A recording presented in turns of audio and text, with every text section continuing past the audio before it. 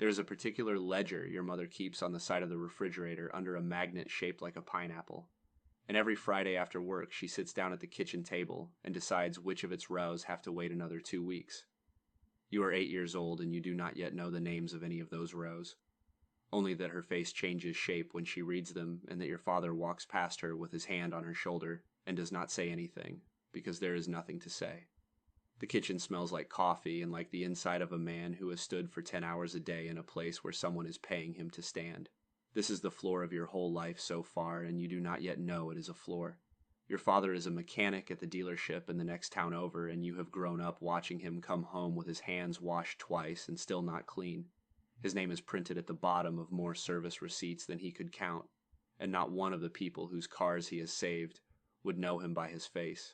Your mother is a checkout cashier at a grocery store you cannot afford to shop at, and the night the muffler fell off your only car in the middle of the highway is the night you understood, in the deep silent way an 8-year-old understands a thing without anyone having told him, that there is a kind of tired that adults are not allowed to talk about.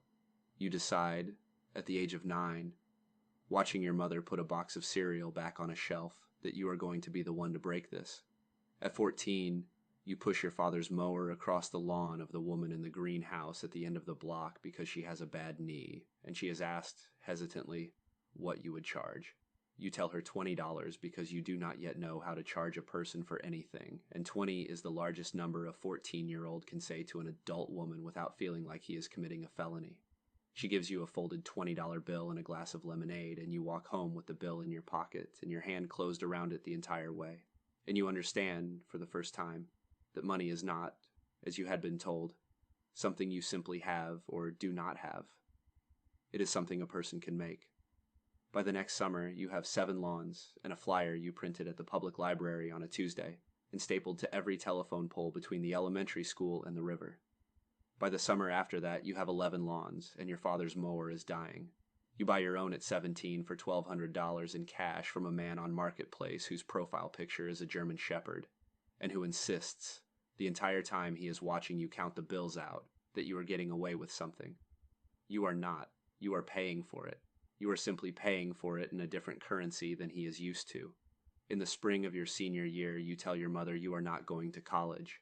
She had been the first person in her family to imagine someone in it walking across a stage with a degree. And the disappointment that crosses her face is not the disappointment of a woman who does not love you. It is the disappointment of a woman who has been carrying a particular hope for so long that it has become a kind of weight, and who is now being asked to set it down without yet being told what to put in its place. You tell her you are going to be the first of something else. You do not yet know what.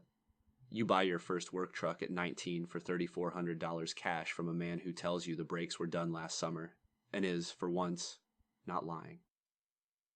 You paint your phone number on the tailgate in white shoe polish lettering that washes off in the first rain, which is how you learn that running a business is mostly making mistakes you are big enough to survive. You learn that what people will actually pay you for is not the lawn, it is the not having to think about the lawn. At 20, you hire your cousin because he had lost his job at the same dealership your father had spent his life inside, and the first time you write him a check for $280 at the end of a Saturday, you cry on the drive home in a parking lot you have never told anyone about. At 21, you bid on the maintenance contract for a 38-unit apartment building on the south side of town, because the property manager had answered your cold call out of pity, which is, you will later learn, the single most underrated marketing channel in American small business. You underbid every other crew in the city and you won because you knew what the work actually cost, because the work was your own hands. By the second year of that contract, you had 3 more like it. By the 4th year, you had 11 trucks, and your father, on a Sunday afternoon at his kitchen table, asked you, with a quiet pride he had never quite learned how to show, what a margin was. There is a cost. You do not see it for a while, because you are too busy paying it. You miss your sister's high school graduation because a sprinkler line burst on a campus and the contract said within 12 hours. You miss your mother's 60th birthday because you are interviewing the man who will eventually run your West Side crew. You miss things in a quiet, accumulating way the people who love you do not yet know how to name out loud. And then one Sunday at dinner, your mother sets your plate down in front of you and says, without any cruelty in it, only the gentleness of a woman who has watched it happen to a man before, that you are starting to look like your father. and you do not finish your dinner.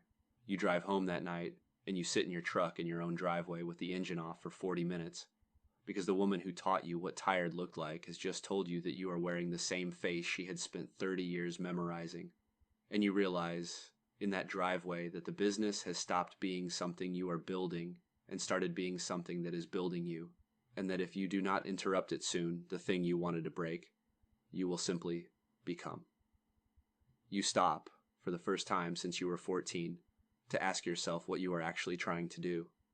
You decide, that fall, that the goal is not bigger. The goal is finished.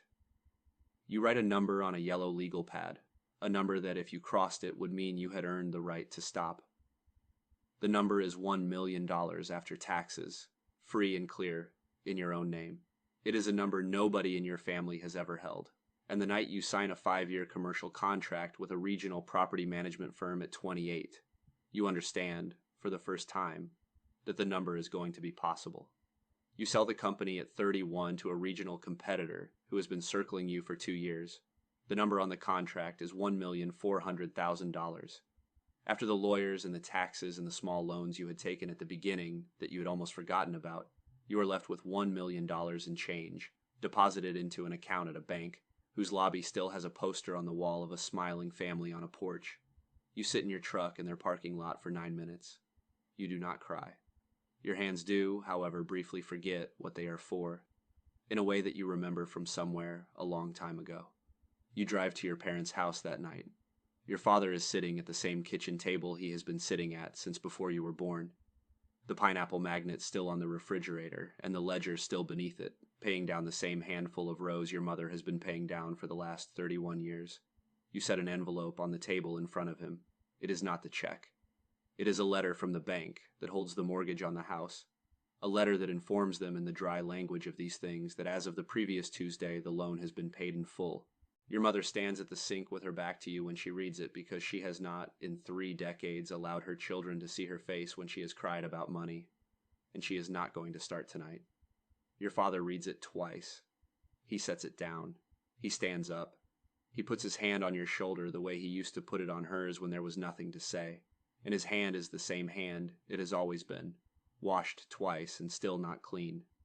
And he holds it there, on your shoulder, for as long as both of you can stand it. And then a little longer. It is a Friday morning, and your mother is making coffee in the kitchen where she once told an 8-year-old he could not have the cereal he had seen on television. The ledger is still on the refrigerator, out of habit. She reaches for it without thinking, then catches herself and laughs once, quietly. The small private laugh of a woman who is meeting a version of herself she did not know was coming. You did not become the first millionaire in your family to be rich. You became the first so that nobody who came after you would ever have to be.